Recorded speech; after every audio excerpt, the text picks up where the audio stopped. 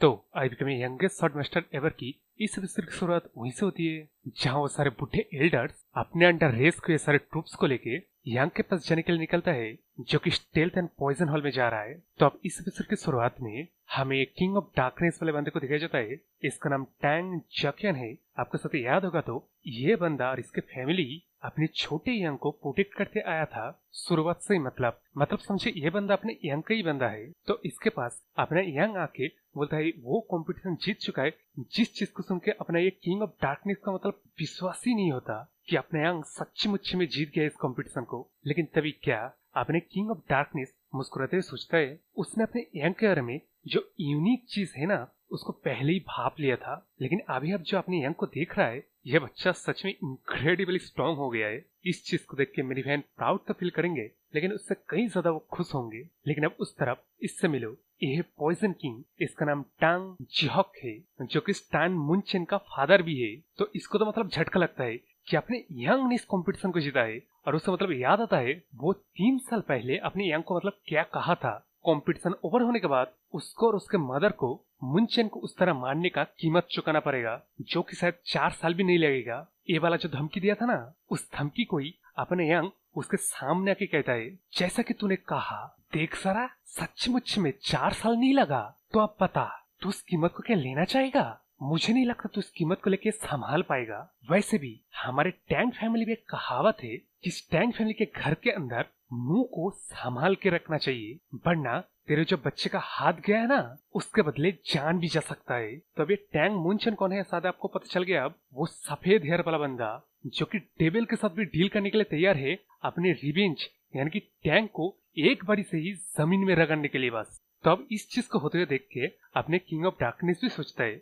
Young सच्चमुच में grudges को पाल पोस के रखना जानता है। तो अब यहाँ अपने यंग वो जब सारी बातें कर रहा था ना स्टेल्थ एंड पॉइजन हॉल के अंदर, वो अपना वही ऑरा निकल रहा था। जिस चीज को अपने सुपरवाइजिंग ऑफिसर देख के सोचता है अपना टैंग यंग हॉल के अंदर क्या कर रहा है। और उसे याद आता है उस कमांडर ऑफ चिप ने यंग को देख के पहचान लिया था कि वो पॉइजन फिनिक्स का सन है। जिस चीज को सुन के अपनी सुपरवाइजिंग ऑफिसर का मतलब झटका लगता है। तो अब यार यहाँ अपनी सुपरवाइजिंग ऑफिसर को मतलब पता था वो शायद पास्ट का, मतलब आपको शायद याद होगा जब अपने यंग ने कहा था ना इस सुपरवाइजिंग ऑफिसर को कि उसका शायद कई सारे सवाल होंगे जिसका जवाब अपने यंग जब समय आएगा तब देगा। उस चीज को याद करता है और अपने मन में सोचता है कि सच में अपना यंग उस पर्सन का सन है। इस चीज को सोचते हुए अपने सुपरवाइजिंग ऑफिसर को उस दिन की याद आ जाता है जब उन लोगों ने अपने काम को फेल किया था, जब हेवन ब्रिलियंस डीमन लॉर्ड ने पॉइजन फिनिक्स के लिए आया था। तो उस दिन एक्चुअली क्या हुआ था, तब उस वक्त पे टैंग फैमिली एक रिनाउंड फैमिली हुआ करता था जिनके फोर्सेस वो हेवन ब्रिलियंस डीमन लॉर्ड, वो जॉइंट सेक्ट, इनसे मतलब बराबर था। तो उस लड़ाई में इन दोनों ही ग्रुप का फाइटिंग स्पिरिट और नंबर्स बराबर चल रहा था। लेकिन जब हेवन ब्रिलियंस डीमन लॉर्ड ने इनके टैंग फैमिली को लीडर को मार दिया, तब मनो फाइट में एक अलग ही मोड़ आ गया। उन डीमन कल्ट के हरामजादों ने अपने मौत तक भी फिक्र नहीं किया। उन लोगों के पॉइजन टेक्निक्स के इस्तेमाल करने के बावजूद भी वो लोग क्रेजी होके बस इन लोगों को ही मारना चाहता था। तो उस वक्त पे अपने वॉरियर्स लोग, एल्डर्स लोग के वो जो ट्रूप्स दिखे गए थे ना, उन ट्रूप्स को मांगने की रिक्वेस्ट भेजा था, जिसको कि एल्डर्स लोग मतलब ये बोल के रिजेक्ट कर दिए कि अगर वो लोग भी मर जाए तो सच्चमुच में इस टैंग फैमिली का कुछ भी नहीं हो सकता। लेकिन असल में सच तो ये था, अगर वो एल्डर्स लोग अपने ट्रूप्स को भेजते ना, तब वो जो इतना ज्यादा डैमेज हो गया कि अब टैंग फैमिली मतलब स्ट्रगल कर रहा है, मतलब एक्सिस्टेंट क्राइसिस में चला गया है। इस चीज को रोका जाना पॉसिबल था, लेकिन तब उन्होंने अपने ट्रूप्स को ना देके लड़ाई खत्म होने के बाद, सब कुछ फिनिश हो जाने के बाद सारा का सारा ब्लेम अपने पॉइजन फिनिक्स यानी कि यंग के मदर के ऊपर डाल दिया। तो यार यहाँ मैं एक और बात कहना चाहूंगा, अपने यंग के फादर के बारे में अभी कोई ठीक से इंफॉर्मेशन दिया ही नहीं गया है। बस उसका सिर्फ हम लोग को नाम ही पता है और हमें ये पता है अपनी स्टैंग फैमिली का पॉइजन फिनिक्स जो है ना अपनी स्टैंग फैमिली का लड़की है। तो शायद मतलब अपने यंग के फादर का कोई हिस्ट्री होगा। तब स्टोरी में आते हैं तो अब इन लोगों को मतलब इस सारे वॉरियर्स लोगों को तब बैटल में उतरने की इजाजत नहीं था। जो चीज अपने सुपरवाइजिंग ऑफिसर को अभी तक समझ में नहीं आया लेकिन अब समझ में आ रहा है, वो चीज करने के पीछे एक हिडन मकसद था जो कि यंग लॉर्ड और मतलब पॉइजन फिनिक्स को प्रोटेक्ट करना है। तो यार ये जो बैटल के बारे में कहा जा रहा है ना, ये battle actually directly heaven brilliance demon lord के साथ ये लोग लड़ने वाले थे, जिसकी जगह इन लोगों को डीमन कल्ट के बंदों के साथ लड़वाया गया, जिससे मतलब ऑब्वियसली ये लोग अभी सरवाइव करे है। तो आप अपने सुपरवाइजिंग ऑफिसर ये सब कुछ सोच के और इस चीज को कंक्लूड करके कि इस ऑर्डर के पीछे हिडन मकसद क्या था, वो अपने सारे बंदों को बताता है कि उन लोगों ने तब अपने काम को करने में फेल हो गया था, लेकिन अभी उन लोगों को एक और मौका दिया गया है उस बच्चे के रूप में। तो इस बार तब इससे पहले मतलब अपना ये सुपरवाइजिंग ऑफिसर और कुछ कह पाता, उसके पीछे से वॉइस आता है, अबे ओए रुक। जो वॉइस अपने यांग के कानों तक भी पहुंचता है। तो बाहर कौन आया था और किसने रोकने के लिए कहा था? ये सारे एल्डर्स लोग, जो कि सच्चे मुच्चे में अपने सारे ट्रूप्स को लेके स्टेल्थ एंड पॉइजन पे आया है, यानी कि यांग के पास आया है। और आके सबसे पहले अपनी सुपरवाइजिंग ऑफिसर को कहता है ऑनर गार्ड्स। तो अभी इनको ऑनर गार्ड्स कहा जाता है, लेकिन मैं सुपरवाइजिंग ऑफिसर कहूंगा, ठीक है। तो अपने ये एल्डर कहता है, तेरे को क्या सच में लगा हम एल्डर ऑफ काउंसिल के बातों को ना मान के तू सेफ रहेगा? जल्दी से बता वो हरामजादा टैंग यांग कहाँ है? इस चीज को देख के अपने सुपरवाइजिंग ऑफिसर सोचता है, जैसा कि यंग मास्टर ने कहा था वो सारे के सारे एल्डर जरूर आएंगे, लेकिन यहाँ अपने सुपरवाइजिंग ऑफिसर ये नहीं सोचा था कि सारे के सारे एल्डर्स अपने पर्सनल ट्रूप्स को भी लेके आएंगे। इसका मतलब तो एक ही है, ये काउंसिल ऑफ एल्डर सच्ची मुच्ची में सोच रहे उनके पोजीशन अभी थ्रेटन में है, लेकिन उस तरफ वो एल्डर कहता है, अबे ओए तेरे को क्या सच्ची में सुनाई नहीं दे रहा है मेरी बातों को? टैंग यांग कहाँ है?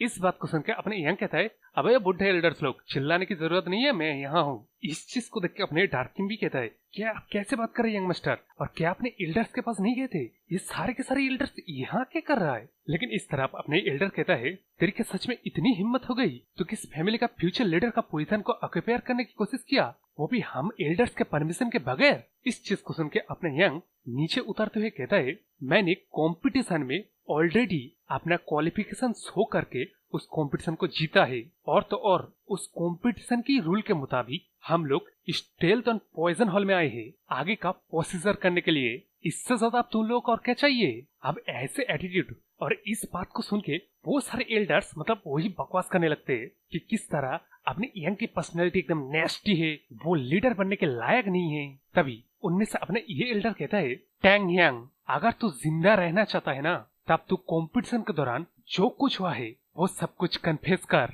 लेकिन इस तरफ इस चीज को सुन के अपने यंग कहता है, मैंने तो सुना था कंपटीशन में दौरान जो कुछ होगा वो हमारे फैमिली में एक अनस्पीकेबल चीज है, लेकिन आपके बातों को देख के ऐसा नहीं लग रहा है कि इस फैमिली का रूल उतना भी ज्यादा वेट कैरी करता है। हाँ, लेकिन अगर ऐसा नहीं है तो क्या शायद आपको लग रहा है मुझे कोई अनफेयर एडवांटेज मिला है? इस चीज को सुनकर अपने एल्डर चिल्ला चिल्ला के बोलता है कि उसने सुना है हॉर्मेसन वाले फैमिली के लीडर के मुंह से कि कंपटीशन के दौरान डार्क मूड शॉर्ट सेक्स से इंटरफेरेंस किया गया है पूरे के पूरे 300 लोगों के ट्रूप्स को लेके। इसलिए मैं कह रहा हूँ ये कंपटीशन कोई मान्य नहीं रखता और मुझे जानना है कंपटीशन के दौरान क्या हुआ है। ये सुनकर अपना यंग कहता है, उसका वजह साइको बच्ची है और वो स्पाई, उन दोनों ने सारे के सारे कॉम्पिटिटर को मार दिया, तब उन लोगों को अपने यंग ने मारा है। उसके बाद कंपटीशन में इंटरफेयर किया गया है, इसलिए कंपटीशन में कोई अनफेयर चीजें नहीं हुआ है जिसको आप मान्यता ना देने की कोशिश कर रहे हैं। इस बात को सुनकर अपने एल्डर बड़ी गुस्से में कहता है, क्या कहा तूने मेरे साइको बच्चे को मारा है? इस चीज को सुनकर अपने यंग कहता है, हाँ, अगर तेरे को विश्वास नहीं हो रहा है ना, तब तो गोन माउंटेन में जा सकता है जैसा अभी भी लाश पड़ा हुआ है, लेकिन मुझे नहीं लगता तो अगर वहाँ जाएगा भी तब साइको बच्चे के लाश मिलेगा, क्योंकि शायद गोंडन सेक्ट ने वहाँ के सारे मामले को क्लीन अप कर दिया होगा। इस चीज को सुन के ही अपना एल्डर बोलता है मर, और बोल के ही एकदम अपने यंग के ऊपर झपट्टा मारता है। और ये जैसे कि देख रहा हो, ये मतलब कि बिजली वाला स्किल देके अपने यंग को मारने की कोशिश किया, लेकिन तभी क्या अपना यंग उसके हाथ को पकड़ के कहता है, अबे क्या हुआ बुढ़े, क्या तेरे को विश्वास करने में कोई मुश्किल हो रहा है? और हमें दिखाया जाता है अपने यंग ने बिल्कुल उसी स्टाइल में उस बुढ़े एल्डर का मतलब हाथ को पकड़ लिया है जिस तरह उसने दाहिने हाथ वाले बंदे का हाथ पकड़ा था।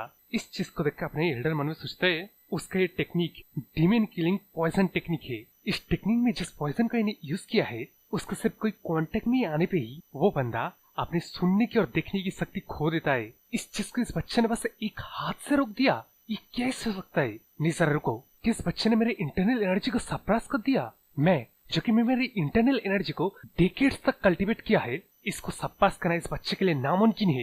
ये सोचने के बाद अपने एल्डर फिर से वही टेक्निक यूज करता है, ये बोल के तेरी हिम्मत कैसे हुई, तूने एक एल्डर को इस तरह मॉक करने की कोशिश की? लेकिन तभी अपना यंग जिस जार में मतलब वो ड्रैगन पॉइजन रखा होता ना, उस जार को इस एल्डर के मुंह के सामने रख देता है। तब इस तरफ इस जार को वो एल्डर देख के कहता है, ये तेरे पास कैसे आया? ये सुनकर अपने यंग कहता है, अच्छा तो बुढ़े तो तू इस जार को पहचानता है ना? ये सुनकर अपना बुढ़ा कहता है, नहीं नहीं नहीं, तू झूठ बोल रहा है ना? तब अपने यंग उस जार को नीचे फेंकते कहता है, अरे बुढ़े, तेरे दिमाग में शायद अभी तक रजिस्टर नहीं हो रहा है कि तेरा ग्रैंड डॉटर मेरे हाथों से मर गया है, और ये इसका प्रूफ है। तो अब यहाँ उस जार को गिराने के बाद मतलब उस जार में जो थोड़ा बहुत पॉइजन रह गया था ना, वो पॉइजन अपने इस एल्डर को मतलब आग लगा देता है। जिस चीज को देख के अपने यंग कहता है, मैं ओवरलुक कर देता अगर ये पॉइजन मतलब कोई मामूली पॉइजन होता तब, लेकिन बुढ़े तूने तेरे ग्रैंड डॉटर को टैंग फैमिली का टॉप 10 पॉइजन में से एक पॉइजन को दिया है। इस चीज को देख के अपने सुपरवाइजिंग ऑफिसर कंफर्म करने के लिए एल्डर से पूछता है, एल्डर क्या सच में वो पॉइजन? अब इससे पहले अपने सुपरवाइजिंग और कुछ कह पता अपने यंग कहता है, अरे हाँ तू सही समझ रहा है, इस पॉइजन को वो लोग फायर ड्रैगन पॉइजन बोलते हैं। इस बात को सुनकर अपने सुपरवाइजिंग ऑफिसर को मतलब झटका लगता है। वो कहता है, अच्छा तो इसलिए वो जार टूटने पे मैं इतना स्ट्रॉन्ग फायर एनर्जी को महसूस किया। ये वाला पॉइजन को तो थर्ड एल्डर मैनेज करते हैं ना? तो यार बारे इसी के साथ मिस्ट्री खुलने वाला है। लेकिन मेरा ये वीडियो भी यहीं पे खत्म हो जाता है। चैनल को सब्सक्राइब कर लीजिए नेक्स्ट विषय नोटिफिकेशन पाने के लिए, और लाइक शेयर कमेंट तो जरूर करना बोलिए। तो बाय।